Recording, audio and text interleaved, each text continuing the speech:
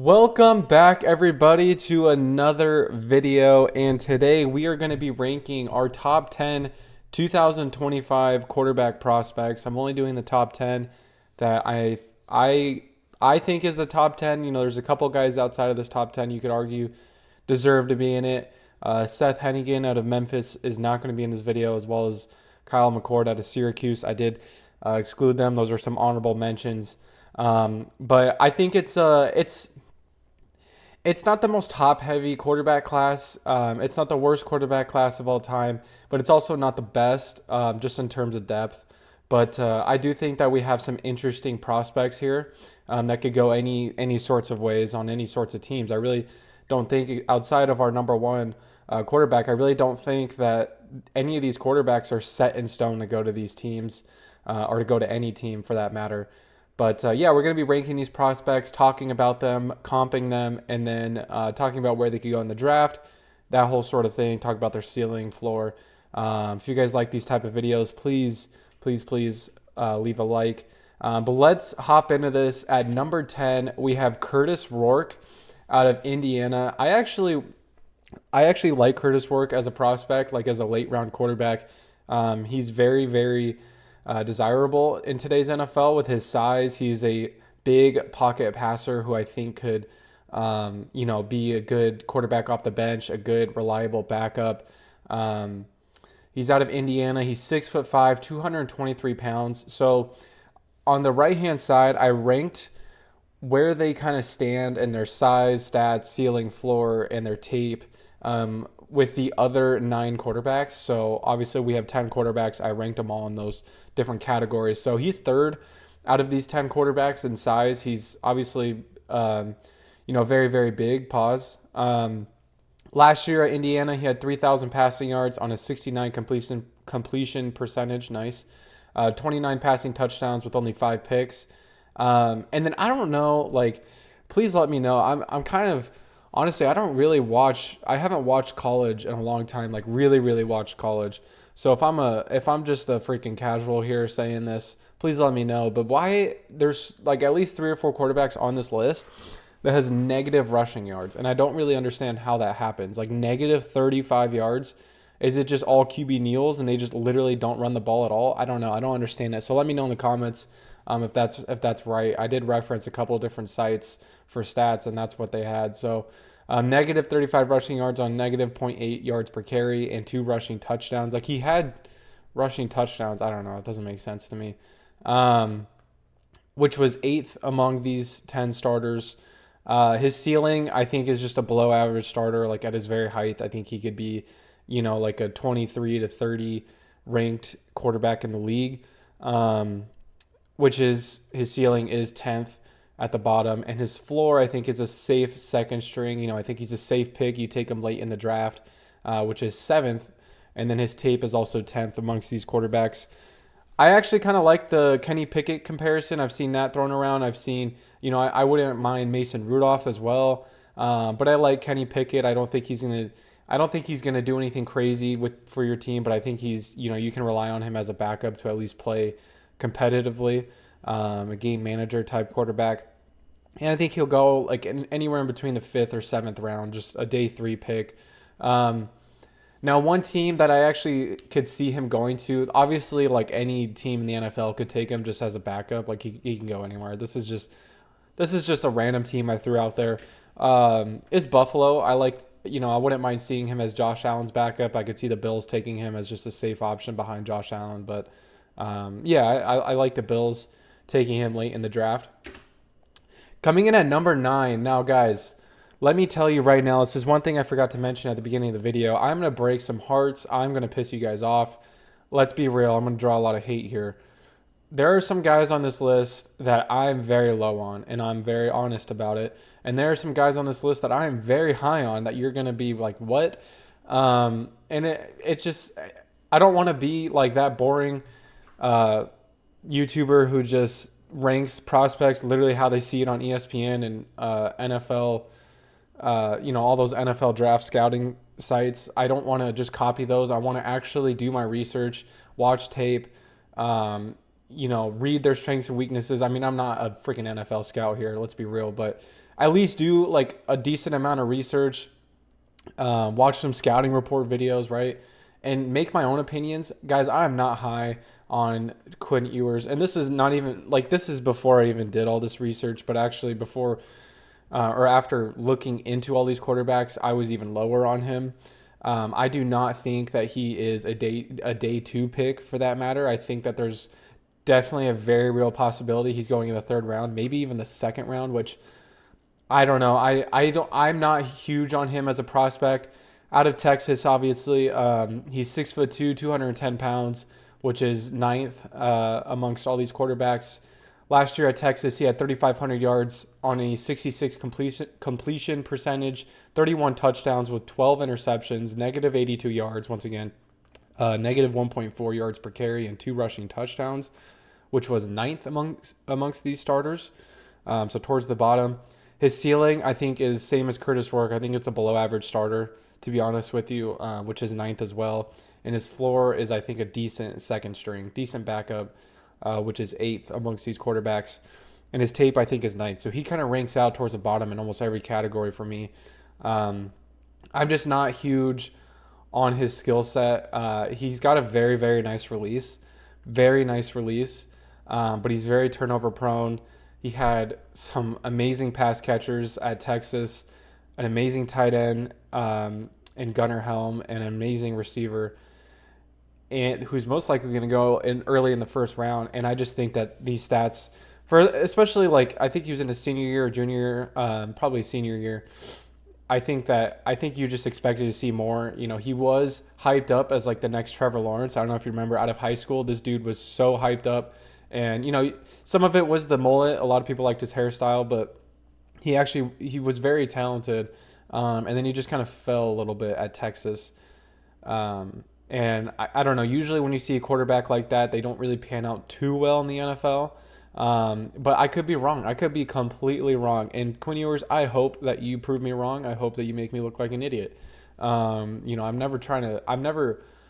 never hoping for someone to fail, but this is just my personal opinion. I've never been big on him. I think he's turnover prone. I don't think he has the rushing ability to really separate himself from other pocket quarterbacks, and I think he just I don't know. I don't see him as an average starter in the NFL. His comparison, I put Deshaun Kaiser, which might be disrespectful. I apologize. Like I said, I hope he proves me wrong. Draft range. I think he's a fifth round quarterback. He'll probably go third round, maybe fourth round at the latest. But one team that I like to see him going to, ironically enough, Dallas Cowboys. I think if you're the Cowboys, you know, you don't want to take a quarterback too high. You still have Dak, but why not, you know, have a little bit of a backup plan? Maybe you could work with him. Maybe you could grow him into a successor to Dak Prescott, and I don't know, stay in Texas. I think it's worth a shot. But I could see him in a Cowboys uniform for sure. Coming in at number 8, this is another guy I'm going to be really low on. That's like a top 4 prospect for most scouts. Jalen Milroe out of Alabama. Very, very risky pick. Very, very, very risky. Out of Alabama last year, he's 6'2", 225 pounds. Good size. He ranks out 5th, which is middle of the pack for our quarterbacks. Last year, he had 2,800 yards, 64 completion percentage, 16 touchdowns, 11 interceptions, as well as 726 rushing yards on 4.3 yards per carry and 20 rushing touchdowns, which was 7th amongst these quarterbacks. His ceiling, I think he could be a two-way star, you know, with the scrambling ability. If he's able to, you know, be more accurate, be more comfortable as a passer, I think he could be a star, but I think his ceiling is 4th. And his floor, I think, is a safe third string or a practice squad player, maybe even out of the league. I mean, he is a very volatile prospect. He is the most volatile prospect in this draft. He's like one of those G League players, or like one of those really raw basketball prospects that go to the G League and put up like 6 points per game, but you just want to take a chance on him. This is the type of prospect he is to me. But he does have the lowest floor in this draft. His tape, I think, is 3rd. Very, very, very good tape, obviously. A lot of entertaining plays. In his comparison, I think a good comparison for him is Malik Willis. And I think it'll be the same situation. Like Malik Willis did not play well at all in Tennessee, but he also didn't really receive the coaching that he needed or the environment that he needed. And then he goes to Green Bay, and he's a very good backup. Did a lot better as a passer, and he was able to win games. I think that's going to be the MO for Jalen Milroe going into the NFL. I think he's going to need good coaching. He's going to need a good situation. He's going to need a lot of help. And I think that if somebody takes the time and molds him, he could be a very, very, very good quarterback. He could be a star in this league. I think he's a fourth round pick. I think he'll go in the third round. A team might take a chance on him late in the second round, but I think that's kind of pushing it, to be honest. But with Jalen Milroe, I think that a good comp for him, or not a good comp for him, I'm sorry, a good team for him to go to. And I was kind of going back and forth. There's a couple teams on here that you could argue. I need to see him, like I said, go to a team that can work with him, that can help him excel, help him become a good passer. He needs to be in a good offense, a good environment. I like the San Fran. I like the San Fran mock, and the reason being, he got Kyle Shanahan, right? And I think he's a player that Kyle Shanahan could work with. They could kind of redeem themselves for, to be honest, failing Trey Lance. I think he'd be in a very good system. Kyle Shanahan could work with him. And I don't know, maybe even take over as a starter soon. Brock Purdy didn't have the best year last year.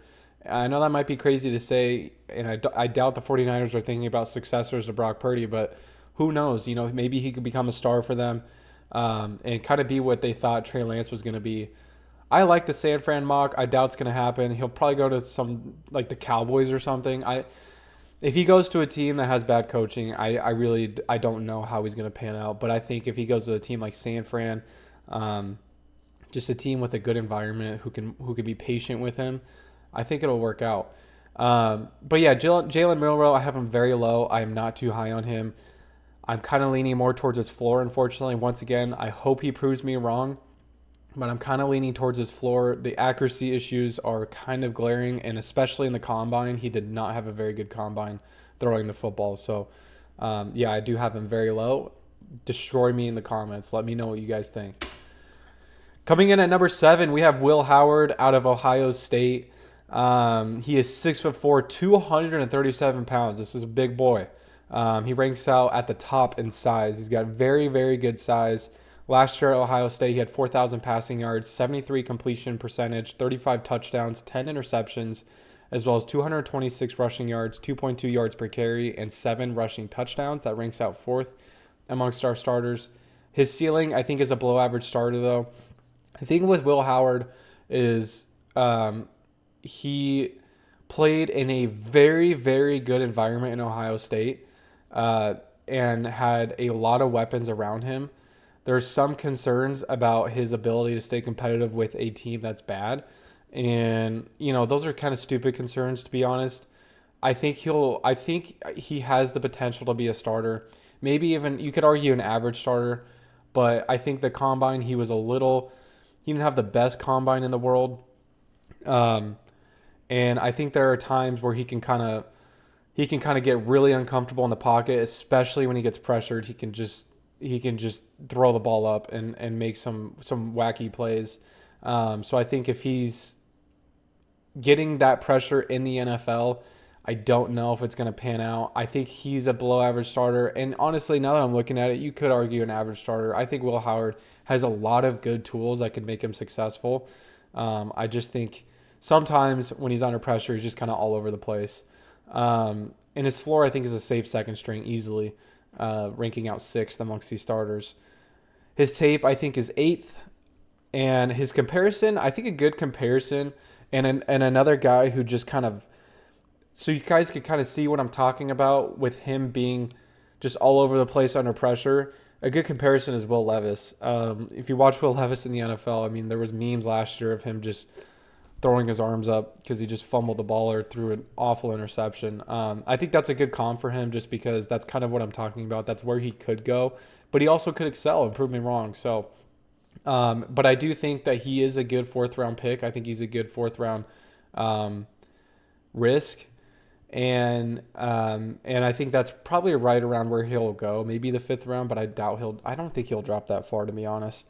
But yeah, now that I'm looking at it, I think I'm gonna raise his ceiling to average starter. I think he could be an average starter in the NFL.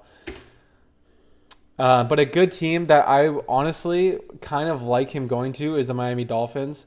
The Dolphins could take him midway through this draft a very capable backup to Tua, because let's be real, they signed Zach Wilson. I actually like the Zach Wilson signing, believe it or not, in the offseason. They need a capable backup behind Tua. Let's be real. They've thought they could get away with it for years now, and it's just bit them in the ass every single time. They need a quarterback they can rely on behind Tua, and if Tua doesn't pan out, maybe they could look at Will Howard as an option. But I like I like the Dolphin mock to draft Will Howard here. Coming in at number 6, we have Tyler Shug. I think it's Tyler Shug. I'm honestly not too sure.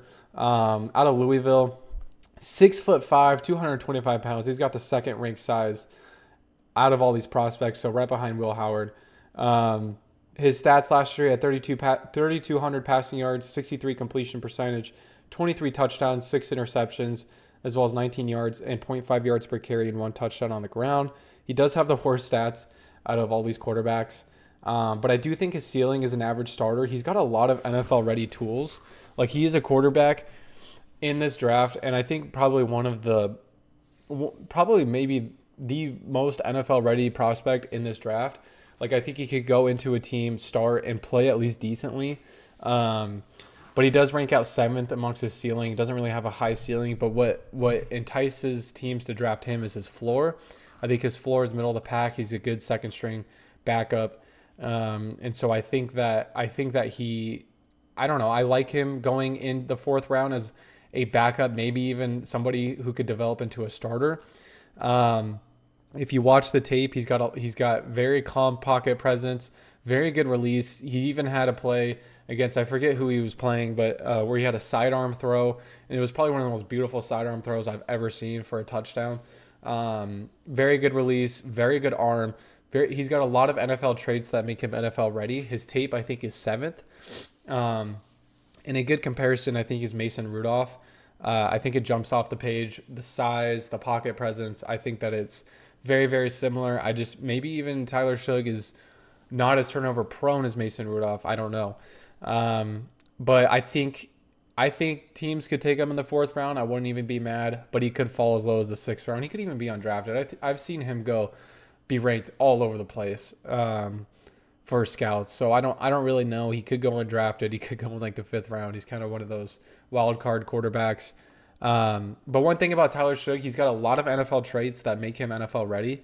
But at the same time, what really concerns teams, I think, is his injury history. He's had some injury history. He's also an older quarterback. So I think that could play into why teams might pass on him. But honestly, funnily enough, I know I did Quinn Ewers to Dallas, and I did. Now I'm doing Tyler Shug from the Cardinals to the Cardinals. But I actually really like this selection. I think the Cardinals could get him very late, and I think he could be a quarterback that could be a safe backup option for Kyler Murray, who could kind of bring a different presence to the team, a more pocket passer presence. I like it. I think they could roll the dice on it late in the draft and really come away with no issues. So let's move on here to number 5. Now, Dylan Gabriel is a quarterback that you might call me insane for having above guys like Will Howard, Jalen Milroe, Quinn Ewers. And listen, you might be right, but I actually am big on Dylan Gabriel. He is a very productive college quarterback, first of all. Yeah, he's older. He's been in college for a long time, like 6 years or something like that. But I think he could bring that kind of presence to the NFL. He's changed programs. He played at Oklahoma. He played at Oregon. Oregon was a very good football team last year. I am big on Dylan Gabriel. I think he's got a lot of traits that can make him successful in the NFL. I just don't know. I don't know. A lot of people are low on him. I'm big on him. He's out of Oregon. He is 5'11", 204 pounds. So he does have the worst size in this draft. Obviously, he's a shorter guy, but that's never, we've learned to kind of let that go in the NFL nowadays. I think Drew Brees taught us that lesson. Last year, he had 3,900 passing yards at Oregon on 73 completion percentage, 30 touchdowns, 6 interceptions, 149 yards on the ground on 2 yards per carry, and 7 rushing touchdowns, which ranks out fifth, so middle of the pack amongst these starters. I think he's a hot and cold starter at his ceiling. What that means is, pretty much inconsistent. I think he could be like a starter where you see him play very, very well in some games and not very well in some games, and it kind of balances itself out so that he could be that he still can be a starter, which I think ranks out sixth amongst these quarterbacks. And his floor, I think, is a decent second string, so ninth, towards the bottom. I think he does have a kind of a low floor, but I think a lot of these quarterbacks in this draft could be good backups. Like, I think all of them could be good backups. So it's not really saying much that he's ranked ninth. His tape, I think, is fourth, and a good comparison for him is Spencer Rattler.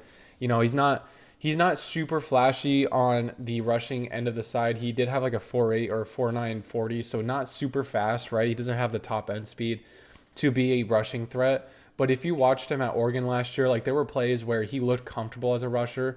He wasn't the fastest, but when it translated to in-game situations, he looked really good when he was trying to escape the pocket, and he played it smart. Obviously, 7 rushing touchdowns. He was able to get himself into the end zone. And I think that he could go. I think he should go in the 4th round. I could see teams taking him anywhere in between 4th and 6th round. But a team that I would like to see him go to is the Las Vegas Raiders. The Raiders, I think, need to draft a quarterback in this draft 100%. Geno Smith is not the answer. I think that trade was stupid. But yeah, I believe that the Raiders could draft Dylan Gabriel, make him Geno Smith's backup, maybe even become a starter. But I think he could bring that steady presence to this team that he's brought to so many programs in college. And listen, flame me in the comments for having Dylan Gabriel. My bad. Flame me in the comments for having Dylan Gabriel this high. I'm a big believer in him. So that's where I stand here. Okay, guys. So speaking of prospects that I am super high on, and this is one of those guys, like Riley Leonard was one of these quarterbacks that I ranked outside the top 10 at first. I did not consider Riley Leonard a top quarterback in this draft, but the more and more and more time that went on leading up to this video, I don't know. The more I like him, I really like Riley Leonard as a prospect. I think a lot of people are underrating him. I think a lot of people are kind of writing him off, and he is one of those. We talked about Tyler Shough being a wild card quarterback. Riley Leonard is like the wild card quarterback of wild card quarterbacks, to be honest with you. Like, he could go anywhere in this draft, depending on what teams think of him. I am a huge fan of him personally. I know it might be crazy to have him ranked amongst or above all these guys, but I am a huge fan. So coming out of Notre Dame last year, obviously led them to the national championship. He is 6'4", 216 pounds, so he's 4th. He's got very good size. And last year, he had 2,900 passing yards, 67 completion percentage, 21 touchdowns on 8 interceptions, as well as 906 rushing yards on 4.9 yards per carry and 17 rushing touchdowns, which ranks out 6th amongst these quarterbacks. I think his ceiling is a star. I think if Riley Leonard goes into the right situation, this dude's ceiling is higher than Jalen Milroe. And I listen, that might be absolutely blasphemy. That might be absolutely insane. But that's just where I stand right here with him. I think he's a very intriguing prospect. I think he is a better passer than Jalen Milroe, and that's really what it comes down to. I think that Riley Leonard as a prospect is better than Jalen Milroe because as a passer, he is better. He's more comfortable as a thrower. And I think he's, you could argue, I do think Jalen Milroe is more athletic than Riley Leonard. The athletics do jump off the page for Jalen Milroe, but I think that Riley Leonard is still he's very comfortable at running the ball. So I think they're very close in that aspect. But Riley Leonard's one of those players where even at his floor, a team could use him as like their Swiss Army knife, like a Taysom Hill type player where he could kind of be everywhere on the field for them. So I think that honestly that raises his floor to me because his floor was originally like a backup or a 3rd string or even out of the league. But then I thought about it, like this dude's got the athletics, he's got the toughness that Taysom Hill has, where he could do everything for an offense. and be that type of role for them, even at his lowest. At his highest, if he could develop his passing game, if he could be more comfortable as a passer, his highest, he could be a huge two-way star, a huge two-way star. I think his ceiling is higher than Jalen Milroe. I think his floor is higher than Jalen Milroe. I will stand on that hill. I am a huge Riley Leonard fan. Riley Leonard, I'm sticking my neck out for you. I think he's going to do good in the NFL. But just like Jalen Milroe, he's got to go to the right situation, right? So his tape ranks out fifth, and we're going to talk about that situation in a second. His tape ranks out fifth. His comparison with his size and his stature in the pocket and his ability to run the ball, I think he's like a Josh Allen Jr. Okay, because I know when I throw Josh Allen's name out there, things are going to get crazy. People are going to be pissed. I'm not comparing him to Josh Allen. I think he's a Josh Allen Jr. I think Josh Allen is a grandpa to this dude, right? In terms of skill. Maybe even a Josh Allen Jr. I don't know. I'm a huge fan of him. You already know that. Or like a Taysom Hill. I already said that, at his floor. His draft range, I think a team could take him in the third round and be safe. I wouldn't mind that, but I think he'll go in like the fourth or fifth round. He could go undrafted too. Like I said, he could go all over the place. But if a team took him in the third round, I would not be mad at that. And so one situation that I actually really like for him, when I was doing this video, I was just salivating over this situation right here, is the Minnesota Vikings drafting Riley Leonard. Now listen, you don't have Sam Darnold anymore, right? You don't have Daniel Jones anymore. You have J.J. McCarthy, who it's kind of an unknown right now going into his second year. He tore his ACL the first year. We don't know if he's going to be, if he's going to pan out as that first-round quarterback you drafted. We just don't know that yet. Now, give the man a chance, of course, but we don't know that. Riley Leonard, I think, could step in and be that safety blanket. I think that you could work with him. Kind of like how I was talking about Jalen Milroe going to the 49ers. Very good coaching in Minnesota. Obviously Kevin O'Connell is a quarterback whisperer. He made Sam Darnold a damn near MVP candidate last year. So I think that with Kevin O'Connell coaching Riley Leonard, he could develop his passing game. He could develop his passing skills. He could make him more comfortable as a quarterback, spend some time with him. And if J.J. McCarthy doesn't pan out, they could either make him the starter and he could become a star for them, or he could become a Swiss Army knife for them. He could be like their Taysom Hill. If J.J. McCarthy is a good quarterback and they don't want to move on from him, he could be like their Taysom Hill for this offense. Imagine an offense with a good J.J. McCarthy, Aaron Jones, who else did they just sign? Jordan Mason, Justin Jefferson, Jordan Addison, and a Taysom Hill. Like, that would be an elite offense right there. I would love Riley Leonard to the Vikings. Let me know in the comments, where else could you see this guy go with his kind of interesting capabilities. But, huge Riley Leonard fan. I think he's going to be good, guys. I really do. All right, going into number 3, I originally had Riley Leonard over Jackson Dart, but I changed that. I actually am a big fan of Jackson Dart as well, out of Ole Miss. He's 6'2", 220 pounds, so he ranks out 7th amongst these quarterbacks in size. Last year at Ole Miss, he had 4,300 passing yards, 69 completion percentage, 29 passing touchdowns with 6 interceptions, as well as 495 yards on 4 yards per carry and 3 rushing touchdowns on the ground, which actually ranks out 3rd, top 3. And honestly, his rushing statistics kind of pop off the page for me because he doesn't strike me as like a huge mobile quarterback, but honestly, he did a decent job last year of escaping the pocket. His ceiling, I think, is a star. He's got a very good arm. He could be a very good quarterback in the NFL. At least an above average starter in the NFL with the arm that he has, and honestly, I think that his floor is just a good second string, like a borderline starter, one of those guys who goes around and either as a very good backup or takes over as like a bridge quarterback. I could see him that as his floor, which ranks out 3rd, so top 3 amongst these quarterbacks. His tape, I think, is 6th. A good comparison that I actually kind of like is Bo Nix. I think he's got a very similar skill set as Bo Nix going into last year's draft. And I I think he's a second round quarterback, like a second round, early second round, mid second round pick. But honestly, I think he's going to go in the late first round. I think like the Steelers or somebody's going to take him in the late first round. If he goes to the Steelers, let's be real. Here's my prediction. I'm not just saying this because I'm a freaking Ravens fan, right? And I don't like the Steelers at all. But if he goes to the Steelers, Jackson Dart is going to be at his floor. If he goes to a team like the Rams, who I think he's just destined to be a Ram. Also, he has the coolest football name of all time, so he better be good in the NFL, to be honest. But if he goes to a team like the Rams, sits behind Matthew Stafford for a year or two, this dude's going to be a star.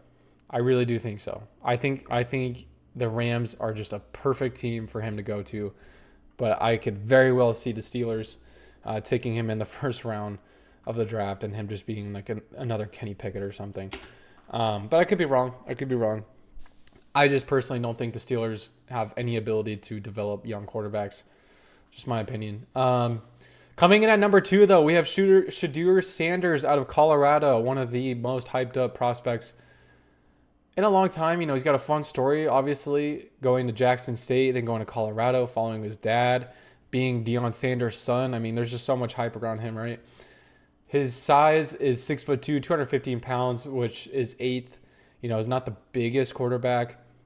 But last year at Colorado, he had 4,100 passing yards, 74 completion percentage, 37 passing touchdowns with 10 interceptions, as well as negative 50 rushing yards, negative 0.5 yards per carry, and 4 rushing touchdowns, which actually ranks out second amongst these quarterbacks, right? His ceiling, I think he could be a star in the NFL, an above-average quarterback in the NFL, which ranks out third, so he's top 3 ceiling, and then I think he's got a very good floor as well. His floor is second, which is just an average starter. I think his floor, honestly, to me, like I think he'll be, and he might be closer to his floor than his ceiling, if we're being honest, but I could see him as like a Geno Smith, kind of where Geno Smith is at right now. Like just an average starter, a guy who's going to manage the game, a guy who's going to keep his team in the game. He's got a very high floor, and he's a very safe pick, which is honestly kind of crazy. You know, he strikes me as a player before, like I did all this research, and before even his last year at Colorado, he strikes me as a player who's like a Jalen Milroe kind of. But I think what surprised a lot of people is just how safe of a pick he is, like how polished his passing is. Honestly, I think he's got a very polished passing game. And so I think that's kind of surprising, but I think that it could translate to a lot of success in the NFL. He did have the best tape, in my opinion. If you watch him, it might just be because it's Shedeur Sanders, and whoever made that highlight reel was really, really trying. I think a good comparison is Tua, you know, maybe at his ceiling, prime Tua, not injured Tua, kind of a guy who, you know, Shedeur Sanders isn't the best scrambler, and Tua isn't like known for his scrambling, but he's a mobile. You know, he can escape the pocket, he can throw on the run, which I think is what Shedeur is. I think Shedeur has the same skill set, and you know, also Geno Smith. I like that comparison as well. I've even seen Jared Goff thrown out there. In his draft range, I think is a mid to late first round pick. Personally, I think, but he'll probably go early in the first round, probably to the Giants, which is where I have him mocked to. He'd be a good fit on the Giants, to be honest, bring some stability to that franchise, and you know, connect with Malik Neighbors. I like him going to the Giants. I don't know if the Browns are going to pick him, partially because he probably won't play for them, or Deion won't let him play for them. So I could see him going to the Giants. There's a couple teams. I mean, the Raiders could take him if he's still on the board. There's a couple teams that I could see him going to.